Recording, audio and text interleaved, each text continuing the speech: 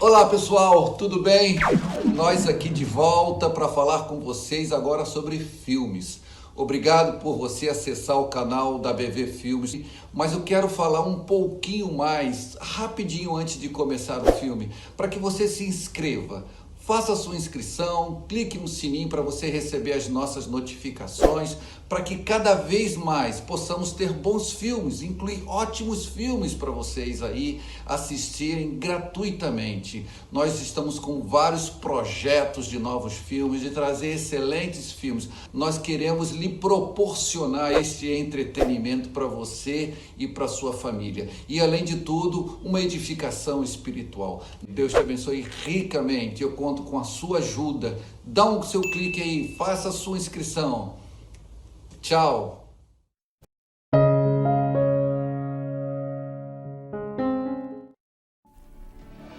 Este livro é a obra literária mais extraordinária que este mundo já viu. A Bíblia supera em vendas qualquer uma publicação. Este livro foi traduzido para mais línguas que qualquer outro. Algumas pessoas confiaram de tal maneira na ideia de ser este o livro de Deus que até se dispuseram a morrer por este propósito. Mas nas mãos de Nero, essas pessoas serviram de comida aos leões ou foram queimadas vivas por Maria a Sanguinária, rainha da Inglaterra.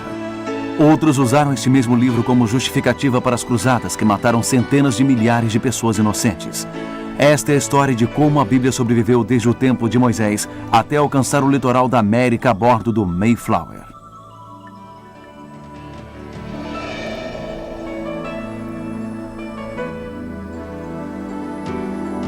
Numa distribuição BV Filmes.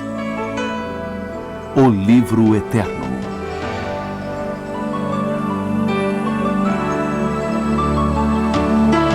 A história da Bíblia.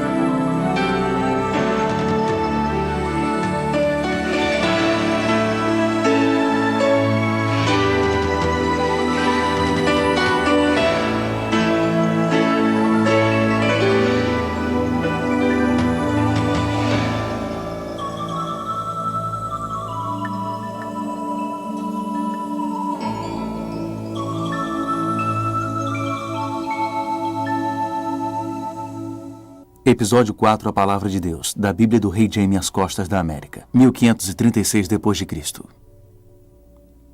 Após a morte de Tyndale, a Bíblia inglesa foi considerada um livro proibido. Seria necessária uma combinação de manobras políticas para abrir caminho para uma Bíblia inglesa autorizada. O rei Henrique VIII nunca foi um verdadeiro protestante. Tratava-se de uma questão de conveniência política. Contudo, a nova rainha, Ana Bolena, acreditava piamente no movimento da reforma. Suas convicções não eram mantidas em segredo. Ela se esforçou para influenciar o secretário Cromwell a perdoar os crimes de alguns que foram pegos contrabandeando o Novo Testamento de Tyndale na Inglaterra.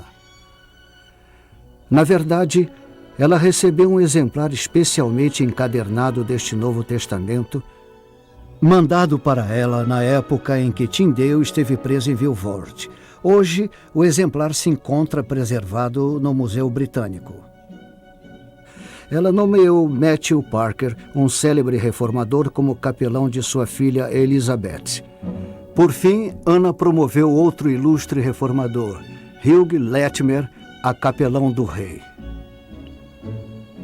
Tudo indicava que a reforma havia construído uma base sólida sobre a qual poderia se fortalecer. Mas a paixão do rei se voltou mais uma vez para outra dama da corte, Jane Seymour. Estas circunstâncias perturbaram Ana de tal maneira que, em um parto prematuro, ela teve um filho natimorto. Um certo dia de janeiro do ano de 1536, ela entrou em uma sala e encontrou os dois amantes em posição comprometedora. Ela esperava que alguma coisa acontecesse. Mas o quê? E quando?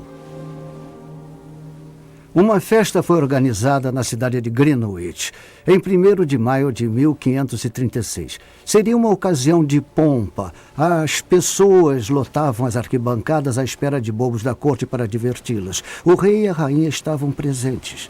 A rainha deixou um lenço cair acidentalmente e um homem chamado Henry Norris o pegou e limpou sua testa com ele. O rei aproveitou a ocasião para deixar o local enfurecido. Era evidente que ele estava muito aborrecido, e isto só serviu para deixar a rainha aflita. Ela não sabia por que o rei estava aborrecido. Tentou descobrir, mas não obteve êxito. Foi só na manhã seguinte, quando viu Kingston, o tenente da torre, que a rainha juntou as peças. E ao entender o que estava acontecendo, soltou um grito. Ela foi levada em uma barcaça no rio Tâmisa ao Traitors Gate, na entrada da torre, e foi obrigada a ocupar os mesmos aposentos da cerimônia de coroação. Quando o arcebispo Cranmer soube de sua prisão, ficou estupefato. Ele não podia acreditar nas acusações feitas contra ela. 3 cavalheiros, incluindo o jovem que pegou seu lenço, foram interrogados sob a acusação de adultério com a rainha. A cada oportunidade, negavam veementemente as acusações.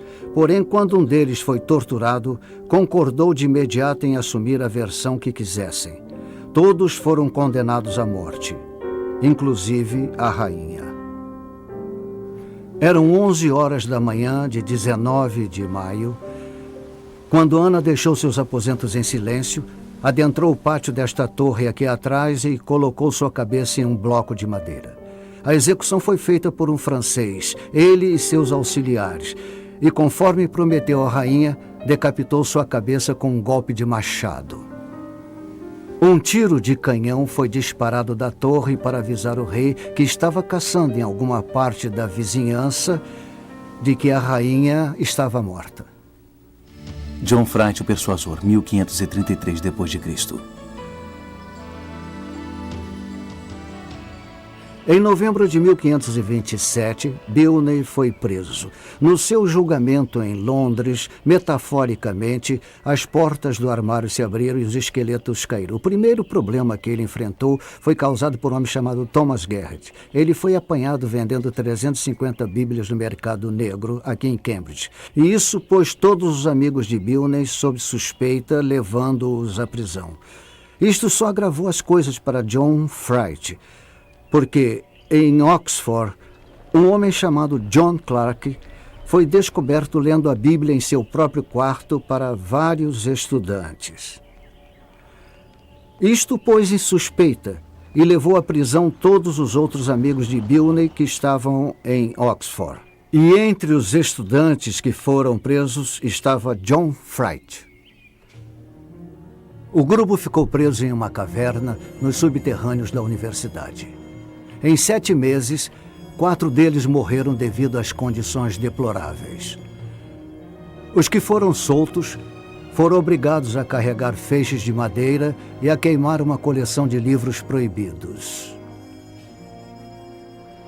Fright conseguiu escapar desta punição e cruzou o Canal da Mancha rumo a Antuérpia. Lá ele conheceu Tyndale e criaram um forte laço de amizade. No tempo em que esteve longe da Inglaterra, ele escreveu e publicou vários manuscritos e demonstrou uma lógica convincente. Seu conhecimento da Bíblia e seus ataques diretos à doutrina romana eram incontestáveis. Nunca se soube o porquê, mas Fright cruzou o Canal da Mancha de volta à Inglaterra e acabou sendo levado à torre. Outros reformadores não manifestos, Cromwell e Cranmer, o mantiveram como prisioneiro da coroa. Ele obteve certos privilégios e liberdades. Durante este tempo, Fright levou o debate de sua cela ao prelo e teve como inimigo da reforma ninguém menos que Sir Thomas More, o chanceler da Inglaterra.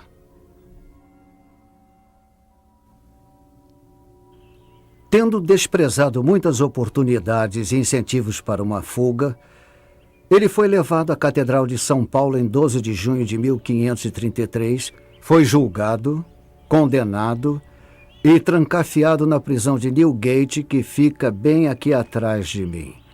Durante o tempo em que esteve preso, ele conheceu um alfaiate de 24 anos chamado Andrew Hewitt.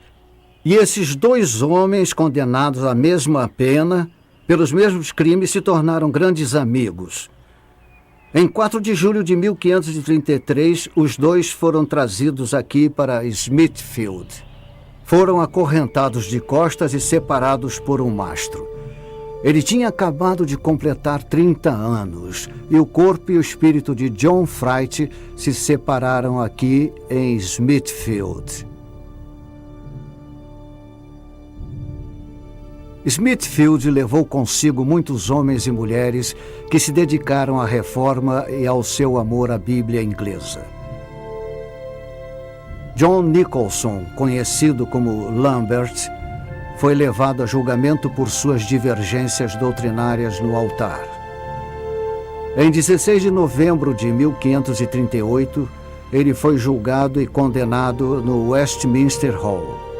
4 dias depois, foi queimado em Smithfield. O vento não estava a favor. O fogo foi mantido baixo e as pernas foram reduzidas a cotos. Ele teve de se agarrar às correntes. Os soldados ficaram impacientes e o empurravam com lanças. A esta altura, as mãos dele pegavam fogo. Ele as exibiu para o povo e gritou: "Só Cristo, só Cristo."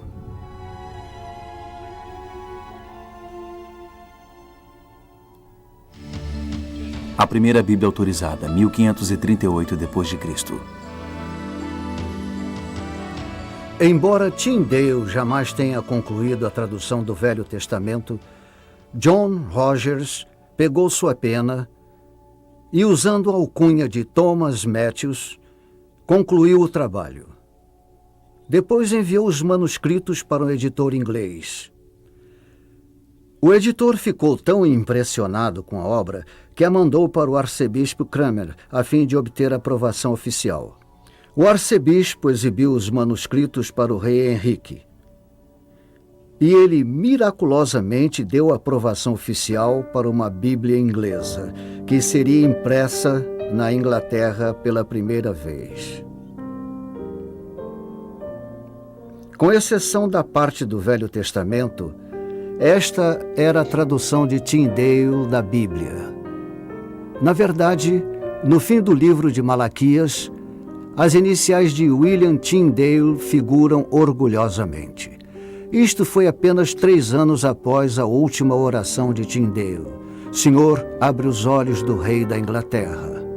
As notas de rodapé da Bíblia de Matthews eram extremamente anticatólicas, o que não ajudava nas relações exteriores. Cromwell, secretário do Estado, decidiu que outra Bíblia deveria ser impressa. Miles Coverdale suavizou as notas de rodapé da Bíblia anterior e, em 1539, a Bíblia Grande foi concluída. A Bíblia Grande não passou de uma edição da tradução verberada de Tyndale.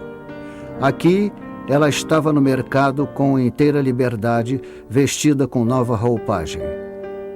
Uma proclamação real foi feita. A Bíblia deveria ser comprada por todas as paróquias da Inglaterra e foi dado um prazo limite para a compra. Com o passar do tempo, o preço dobrava a cada mês até que todas as igrejas da Inglaterra possuíssem um exemplar da Bíblia inglesa. O povo deveria ter livre acesso a ela e poderia lê-la na hora que desejasse. A igreja também deveria disponibilizar um leitor para aqueles que não fossem capazes de ler. A Bíblia não foi um presente da igreja para o povo, mas do rei. O rei Henrique era a figura central, e ao seu lado ficavam Cranmer e Cromwell, segundo os quais ela deveria ser distribuída pelos sacerdotes ao povo. Ela seria a Bíblia inglesa dos 20 anos subsequentes. Embora as cinzas de Tyndale estejam espalhadas em terra estrangeira sem sepultamento, pelo menos esta Bíblia lhe serve como lápide. A Bíblia grande foi, em todos os aspectos, fruto do seu trabalho e memorial de sua vida. A ira de Maria Sanguinária, 1533 d.C. Henrique VIII foi marido de 6 mulheres, amante de muitas concubinas e pai de muitos filhos ilegítimos. Apenas 3 filhos legítimos sobreviveram à infância: Maria, Elizabeth e Eduardo. Em 1546, Eduardo se tornou automaticamente o herdeiro do trono aos 9 anos de idade. A influência que prevaleceu na sua vida foi a doutrina reformadora. Ele era um verdadeiro protestante e a causa dos reformadores parecia fortemente estabelecida. Contudo, sua saúde era fraca e após 6 anos no trono, ele faleceu. A linhagem masculina terminara e a filha mais velha, Maria, herdou o trono. Ela foi tão comprometida com a doutrina católica quanto seu meio-irmão havia sido com a doutrina protestante. Acreditava que era seu direito celebrar a missa em sua capela particular, e se alguém tentasse criar problemas, logo recorria ao primo Carlos V. E Carlos V ameaçava entrar em guerra em nome da liberdade religiosa. Era filha de Catarina de Aragão, e sua mente foi povoada pelos episódios infelizes que aconteceram com a mãe na infância. Como o casamento de sua mãe foi considerado ilegal, ela foi tida como filha bastarda e às vezes era obrigada a servir de dama de companhia para sua meia-irmã mais nova, Elizabeth. Tinha 20 anos de idade quando sua mãe morreu, mas não permitiram que entrasse no quarto para vê-la. Não lhe concederam sequer um momento de paz para se despedir da mãe. Sua vida foi extremamente atormentada, incluindo uma ameaça de morte. Maria revelava um temperamento dócil no início do seu reinado. Mas as atitudes e as pressões mudaram. O fervor religioso de Maria logo se tornou evidente e uma nuvem negra pairou sobre a causa dos reformadores na Inglaterra. Ela jurou vingança ao arcebispo Cranmer, que havia aprovado o divórcio de sua mãe com Henrique VIII, tornando-a ilegítima, e mudado a religião da Inglaterra para protestante. Cranmer, Nicholas Ridley, o bispo de Londres, e Latimer foram presos. A leitura da Bíblia voltou a ser proibida na Inglaterra e a migração de pessoas da doutrina reformadora encheu as cidades livres da Europa. Mas John Rogers, um prebendeiro de São Paulo, era obstinado. Ele pregava em São Paulo a verdadeira doutrina ensinada no tempo do rei Eduardo. Ele advertiu sua congregação contra o papismo pernicioso, como se referia. 10 dias depois, foi preso.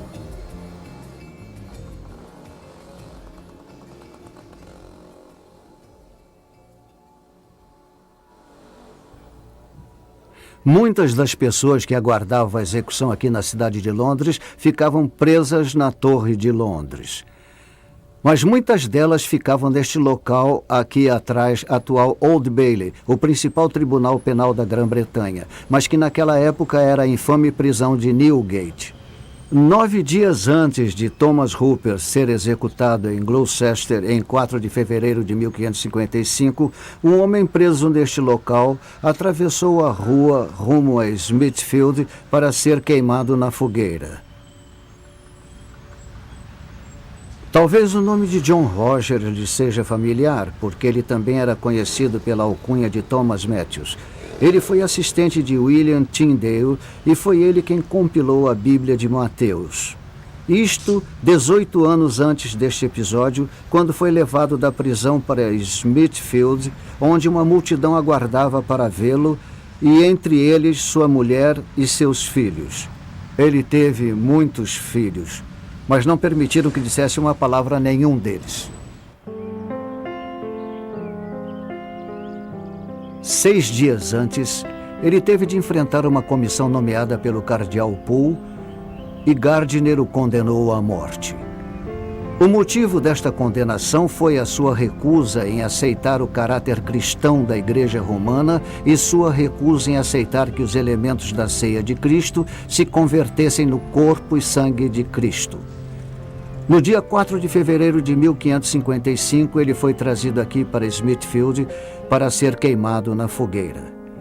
Ele foi o primeiro de 300 homens que sacrificaram suas vidas por este propósito durante o reinado de Maria Sanguinária. E Bradford, que seria submetido ao mesmo julgamento, fez um comentário a respeito de sua prisão. Disse que ele abriu o caminho corajosamente. Nicholas Ridley, bispo de Londres, e Hugh Latimer foram provavelmente os mártires mais famosos da Reforma Inglesa. Ridley foi capelão do arcebispo Cranmer. Ele apoiou integralmente a opção protestante de Cranmer. Sua teologia da Eucaristia influenciou o livro de oração comum. Hugh Latimer era um católico fervoroso e Thomas Bilney, em Cambridge, foi o responsável pela conversão deste extraordinário pregador. Bilney pediu a Latimer que ouvisse sua confissão. Durante 2 horas no confessionário, Bilney confessou seu amor pela Sagrada Escritura e o conforto e a confiança que ela trouxe ao seu coração. Latimer foi levado às lágrimas e se tornou um grande pregador do protestantismo. Foi preso no final do reinado de Henrique por conta de sua objeção à teologia católica. Porém, quando Eduardo ascendeu ao trono, foi solto. No ano de 1553, Maria Sanguinária subiu ao trono e ele foi intimado novamente a comparecer diante de um tribunal em Westminster. Desta vez poderia ter escapado e partido das Ilhas Britânicas, mas optou por não fazê-lo. Em 1554, ele ficaria em uma cela na Torre de Londres e 2 amigos dividiram esta cela com ele: Ridley, o bispo de Londres, e Cranmer, arcebispo de Canterbury. Posteriormente, foram transferidos para a cidade de Oxford, mais especificamente para a igreja de St. Mary, onde seriam julgados. Tanto Latimer quanto Ridley foram interrogados por se recusarem a aceitar a doutrina da transubstanciação, opondo-se à teologia católica. Mas eles não cederam. Ridley, o primeiro a entrar no local de execução, ergueu as mãos em direção ao céu. Quando viu Latimer com um olhar de aprovação, correu em sua direção e o abraçou, dizendo: "Tenha bom ânimo, irmão, pois ou Deus abrandará a fúria das chamas, ou nos dará força para suportá-las."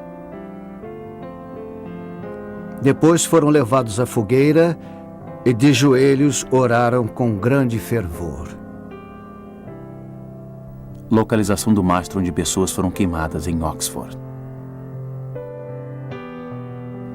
Após ouvir um sermão que os criticava severamente, foram amarrados ao mastro e a madeira incendiada. Quando as chamas começaram a se levantar ao redor, o velho Latimer se virou para o seu jovem amigo e disse: "Mestre Ridley, seja corajoso. Aqui na Inglaterra, pela graça de Deus, neste dia, vamos brilhar como luz de velas que jamais se apagará." O velho Latimer tinha então 70 anos de idade quando seu corpo desfaleceu sobre as brasas mortais.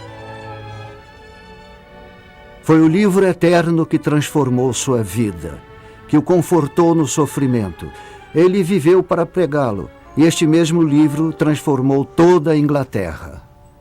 Senhor Jesus, receba o meu espírito. 1556 depois de Cristo. O arcebispo Cranmer foi submetido a julgamento. Em 1556, ele foi destituído do posto por uma comissão especial de Roma, cujo propósito era humilhá-lo. Sua tunicela sacerdotal e sua estola foram arrancadas de seu corpo. Um barbeiro raspou sua cabeça. Ele se encontrava desgastado. Em outubro do ano anterior, havia sido forçado a testemunhar as horríveis mortes de Latimer e Ridley na fogueira. Enfim, ele recuou e escreveu 5 retratações. A rainha Maria e o cardeal Paul sustentavam que ele deveria ser queimado na fogueira, mas só depois de fazer uma profissão de fé. Chovia no dia 21 de março de 1556 e a solenidade foi transferida para o interior da igreja de St. Mary. Poole condenou Cranmer por seus crimes e depois o chamou para fazer uma profissão de fé. Porém, mal chegou à metade de sua profissão, houve uma guinada de 180 graus. Ele disse: "Eu repudio e rejeito as coisas escritas por minha mão que são contrárias à verdade do meu coração e escritas pelo medo da morte. Já que minha mão insultou ao escrever o contrário do que sente meu coração, que minha mão seja a primeira a ser punida. Se eu for levado à fogueira, que ela seja a primeira a ser queimada." Como Cranmer continuou a vilipendiar o Papa e os sacramentos, Poole ordenou que Cranmer fosse retirado do recinto. Mas não foi nada fácil acompanhar o velho enquanto ele se dirigia impetuosamente para o mastro. Ele se despediu dos amigos e o fogo foi ateado a seus pés. Cranmer colocou a mão direita esticada no fogo e disse: "Esta mão insultou." Ele só a recolheria uma vez para limpar o rosto, e depois a recolocaria até que queimasse por completo.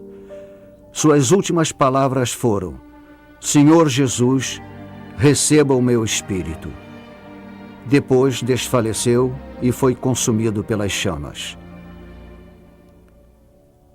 2 anos mais tarde, após 300 pessoas terem sido condenadas à morte na fogueira, Maria a Sanguinária morreu devido a uma enfermidade. Em 17 de novembro de 1558, Elizabeth, sua meia-irmã, subiu ao trono. Na cerimônia de coroação, ela foi presenteada com a Bíblia. Ela a recebeu com amabilidade, a beijou publicamente e prometeu lê-la com frequência. Em 1559, ela repetiu o ato do irmão Eduardo VI. Cada paróquia deveria ter um exemplar da Bíblia completa. Tradução pelo Comitê, 1557 a 1586 d.C. Na época do reinado de Maria a Sanguinária, os reformadores de Genebra dedicavam seu tempo a elaborar outra tradução da Santa Escritura para o inglês. Ela foi concluída em 1560 e foi chamada de A Bíblia de Genebra. Foi uma Bíblia singular, a primeira elaborada por um grupo ou comitê em vez de um só indivíduo. O grupo incluía John Knox, Miles Coverdale, William Whittingham e outros menos conhecidos. Estes homens tiveram acesso a João Calvino quando precisaram de colaborações importantes. Dispunham de uma fonte de material maior do que a disponibilizada a qualquer tradutor.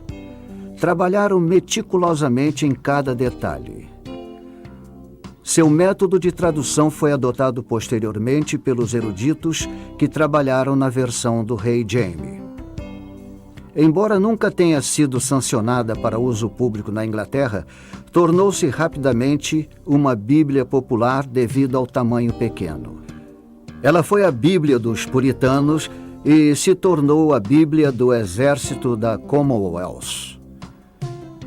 Em 1559, Elizabeth, então rainha, nomeou Matthew Parker como arcebispo de Canterbury. Ele era professor da faculdade de Corpus Christi em Cambridge. Graças à sua insistência, surgiria uma nova Bíblia inglesa.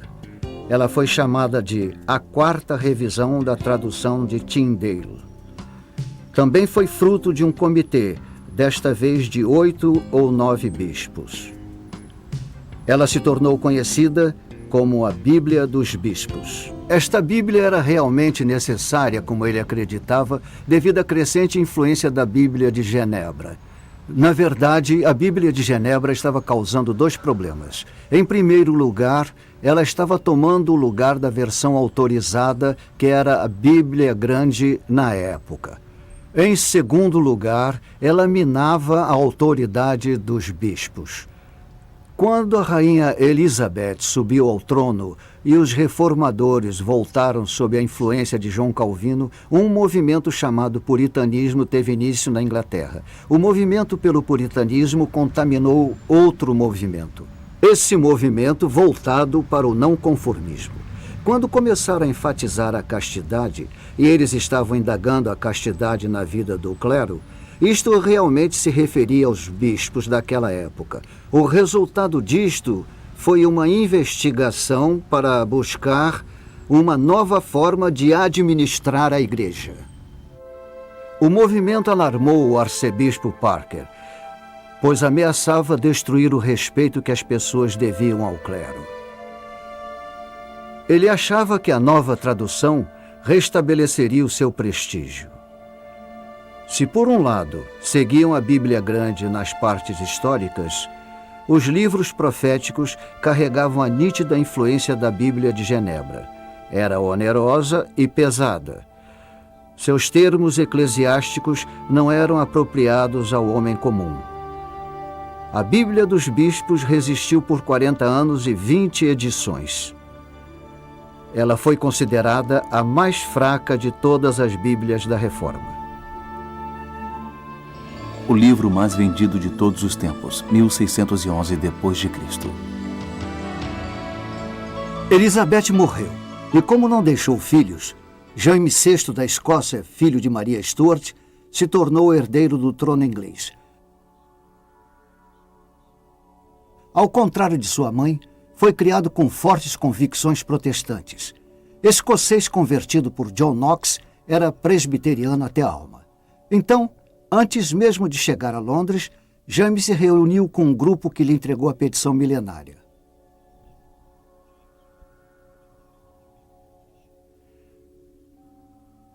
Tratava-se de uma petição assinada por 800 puritanos, na qual pediam ao rei que abolisse certos rituais religiosos, tais como o sinal da cruz no batismo. Isto levou Jaime I a requerer uma investigação a respeito das solicitações que supostamente estavam em desacordo com a igreja. E a reunião foi realizada aqui em Hampton Court em 1604. No terceiro dia de conferência, o Dr. John Reynolds, líder do grupo puritano, alegou que a existência da Bíblia dos Bispos era a confirmação da inferioridade de outras traduções, quando comparada com a edição de Genebra. Seu argumento era incontestável. Ou a Bíblia de Genebra passaria a ser aceita como a versão autorizada, ou seria preciso elaborar uma tradução melhor. A última sugestão mexeu com a vaidade do rei. E assim, em 22 de julho de 1604, o rei anunciou a escolha de 54 homens que trabalhariam sob a liderança de Richard Bancroft, bispo de Londres. O trabalho só começaria 3 anos depois, com a nomeação de 47 tradutores. Eles foram divididos segundo 3 centros acadêmicos da Inglaterra: Oxford, Cambridge e Westminster. 2 comitês em cada local. Os livros foram separados e cada homem elaborava sua própria tradução. Em seguida, ela era submetida à aprovação dos outros membros do grupo.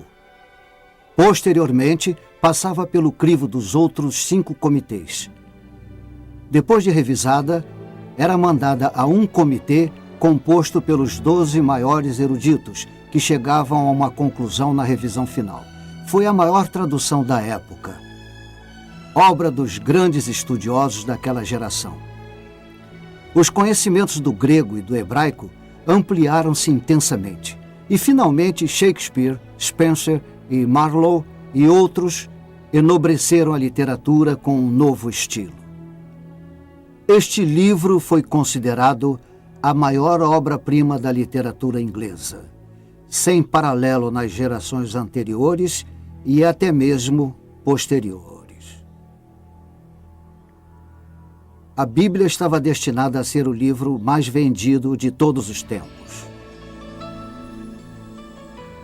Os Pais Peregrinos, 1580 a 1620 d.C. Em 1580, um jovem chamado William Brewster frequentava a faculdade Peterhouse em Cambridge. Embora Brewster fosse incapaz de determinar os objetivos de sua atividade acadêmica, ele sofreu influências e adotou a doutrina dos puritanos. Ele desempenhou um papel fundamental na fundação de uma nova colônia que se tornaria uma nação. Brewster se tornou amigo de outro jovem, cujo nome era William Bradford. Em 1602, eles começaram a caminhar 19 quilômetros até Gainsborough para louvar na igreja separatista. A igreja havia acabado de nomear John Smythe, um homem educado em Cambridge, como pastor. A congregação se considerava uma instituição independente e distinta, que só deveria prestar contas a si mesma. Esta posição lhes custou a perseguição do Estado. Em 1606, Smythe, o pastor, e vários congregados foram obrigados a seguir o caminho do exílio. Eles fugiram para Amsterdã, onde Smythe se tornou médico. Nesta época da história, a Holanda era famosa pela tolerância religiosa e atraiu muitos grupos religiosos perseguidos. Brewster convidou os membros que restaram a ir para sua propriedade em Scrooby, em Inglaterra, e se tornou conselheiro espiritual deles. John Hobson estava entre os que se congregaram nesta igreja secreta. Ele era ministro em Norwich e teve de fugir de lá em nome da própria segurança. Isto trouxe suspeitas e perseguição à congregação de Brewster. Muitos membros perderam suas propriedades, pagaram multas pesadas e sofreram duras sentenças de prisão. Logo se tornaria evidente que o caminho da liberdade de culto passava forçosamente pelo exílio. Estou aqui em Fishtoft, a cerca de 8 quilômetros de Boston, em solo pantanoso, onde os pais peregrinos se reencontraram em setembro de 1607. Emigrar da Inglaterra naquela época não era algo simples. Havia uma lei conhecida como Estatuto 13 de Ricardo II, que impedia que alguém deixasse a Inglaterra sem autorização. E para agravar a situação daquelas pessoas, no dia 15 daquele mês, foi expedido um mandado de prisão para William Brewster, mas as autoridades não foram capazes de encontrá-lo. O grupo combinou um encontro com um capitão holandês nas águas lamacentas de Fishtoft. Os puritanos embarcaram bens e familiares, e enquanto aguardavam a subida da maré, foram cercados pelos assistentes do xerife. Os homens foram roubados, as mulheres revistadas despudoradamente e todos foram levados de volta à cidade de Boston. Quando foram trazidos para a cidade de Boston, a maioria deles ficou presa em outro local. Mas 7 deles, considerados líderes, foram trazidos aqui para o Guildhall e ficaram presos nestas 2 celas. Existe uma tábua ou banco junto à parede, neste lado e naquele lado, e ocorre o mesmo na outra cela. Os 7 homens ficaram presos neste local. Esta escada atrás de mim conduz à sala do tribunal onde foram julgados. Acho que foram tratados com bondade, porque John Cotton era o ministro da igreja local. E John Cotton é o nome do homem que conduziu a migração para a Terra Nova em 1630, 10 anos depois dos pais peregrinos. Sinal de que o povo da cidade teve pena dos peregrinos. Ficaram presos aqui por 1 mês.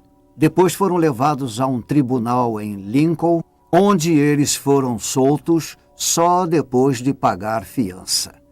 Mas na ocasião em que William Brewster retornou a Scrooby, não possuía mais nada. Havia perdido tudo nesta empreitada.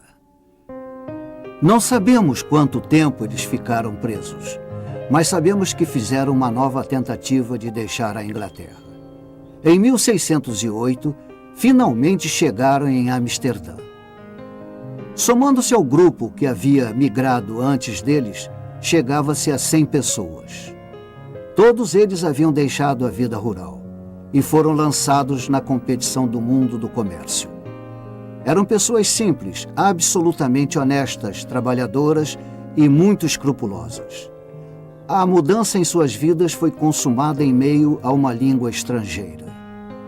Esta é a igreja onde eles costumavam louvar enquanto permaneceram em Amsterdã. Quase um ano depois, solicitaram à cidade de Leiden, 56 quilômetros ao sul, permissão para moradia. Permissão concedida, permaneceriam em Leiden pelos 11 anos seguintes e foram modelo de caráter. Chegaram ao número de 300. Esta é a igreja onde eles costumavam louvar quando moraram em Leiden. O pastor se tornou membro honorário desta universidade. Seus produtos foram adquiridos por outros comerciantes e receberam crédito quando foi necessário. Na verdade, caixeiros viajantes ingleses como Edward Winslow e Miles Standish se associaram a eles. No decorrer do tempo, ficou evidente que teriam de se mudar mais uma vez. Eram muitos os fatores. Era difícil ganhar a vida neste novo mercado. Os jovens estavam se alistando no exército dos Países Baixos e alguns estavam cedendo às tentações da cidade. Pelo fato de serem uma minoria, corriam o risco de ser absorvidos pela comunidade e eram patrióticos demais para permitir que isto acontecesse. Para completar, a perseguição estava começando a alcançá-los. 2 livros escritos pelos peregrinos chegaram à Inglaterra e Jaime I queria levá-los a julgamento. Todas estas circunstâncias contribuíram para a escolha da nova terra, e muitas opções foram descartadas em favor de um novo lar nas colônias. Um grupo de 70 comerciantes londrinos ofereceu uma proposta que foi aceita pelos peregrinos. Eles teriam direitos sobre a extensão de terra obtida da London Company, com direito à autonomia. Um contingente da Inglaterra se uniria ao grupo de Leiden, e eles cruzariam o Atlântico em 2 barcos. Uma pinaça de 60 toneladas, chamada Speedwell, e um barco de 180 toneladas, chamado Mayflower. Foi neste mesmo canal que os peregrinos embarcaram no Speedwell para iniciar a sua viagem rumo à nova terra. Eles encontrariam o contingente inglês em Southampton antes de enfrentar o Atlântico. A jornada rumo ao Novo Mundo teve início em 5 de agosto de 1620. Havia 30 passageiros no Speedwell e 90 no Mayflower. Após lutar contra os ventos desfavoráveis por 3 dias, o Speedwell começou a fazer água e teve de atracar para reparos em Dartmouth. Reparos feitos, lançou-se ao mar pela 2ª vez. Em dada altura, os 2 barcos já haviam percorrido 300 milhas além do Cabo Land's End, quando o Speedwell começou a fazer água novamente. Assim, as 2 embarcações tiveram de retornar ao porto mais próximo possível, que era Plymouth. Na ocasião, 18 passageiros do Speedwell decidiram interromper a migração para a nova terra. Restaram 102 passageiros e foi resolvido que todos tentariam a sorte viajando no mesmo barco, o Mayflower.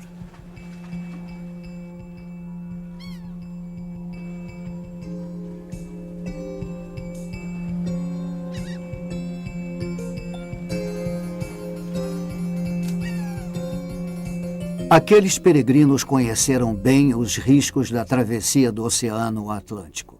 180 da igreja de Amsterdã migraram para a Virgínia em março de 1619. Mas apenas 50 chegaram ao seu destino. O excesso de passageiros e a doença cobraram tributo pesado. A primeira parte da jornada foi tranquila, até que vendavais fortíssimos começaram a golpear o barco. uma tempestade atrás da outra. Uma pessoa morreu, mas um bebê nasceu. Por isso, o número de pessoas que chegou era o mesmo que deixara o porto na Inglaterra. Eles só avistaram terra firme depois de 9 semanas em mar aberto, no dia 9 de novembro, e ficaram um tanto preocupados quando descobriram que a terra não estava sob a jurisdição da Companhia da Virgínia. Esta preocupação os impeliu a redigir o famoso Pacto de Mayflower. Dos homens, 41 assinaram o pacto. Acredita-se que isto tenha sido feito neste aposento, a cabine principal do capitão Christopher Jones. O Mayflower ficou ao largo da costa, enquanto 2 expedições partiam em busca de uma enseada. Fora um rápido encontro com os índios, ficaram extremamente entusiasmados com a terra. Porém, foram incapazes de encontrar água doce ou uma enseada adequada. A terceira expedição partiu no dia 6 de dezembro. Vieram em um pequeno bote semelhante a este aqui atrás chamado Shallop e chegaram à terra. Tendo encontrado muitos milharais e pequenos córregos, retornaram ao Mayflower. Mas boas notícias também os aguardavam, pois o Mayflower, que até então se encontrava na baía de Cape Cod, já podia aportar na enseada de Plymouth. Os 27 dias de expedição haviam, enfim, trazido um fim à viagem. É algo curioso, mas a Bíblia que os peregrinos trouxeram para esta nova terra não foi a versão do rei Jaime. Devido às arraigadas crenças puritanas, eles preferiram a edição de Genebra. Foi das palavras desta Bíblia que eles tiraram determinação e força. Porém, a maior adversidade que enfrentaram em toda a sua história ainda estava por vir. A Bíblia foi o grande sustentáculo nos momentos de grande necessidade. Em 28 de dezembro, decidiram finalmente qual seria a localização da colônia. Começaram logo a construir barricadas. Foi aberta uma rua paralela ao rio. A avenida que partia da pedra foi chamada de Leiden Street.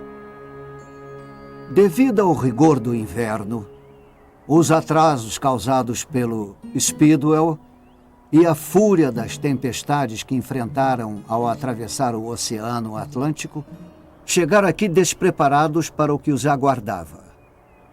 Os meses de janeiro e fevereiro foram especialmente difíceis. Conta-se que ao fim de fevereiro, 31 pessoas haviam morrido, a maioria mulheres. Quando alguém morria, esperavam o cair da noite para trazer os corpos aqui para Coles Hill, de onde se avistava a enseada de Plymouth, e os enterravam.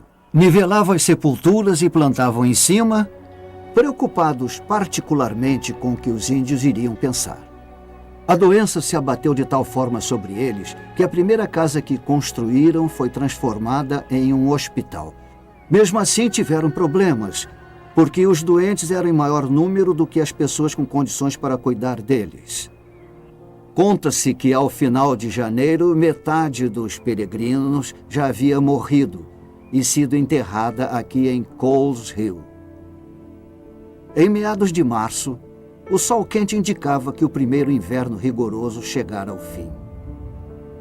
Os índios estavam muito assustados. Miles Standish organizou uma milícia e posicionou 5 canhões em Port Hill.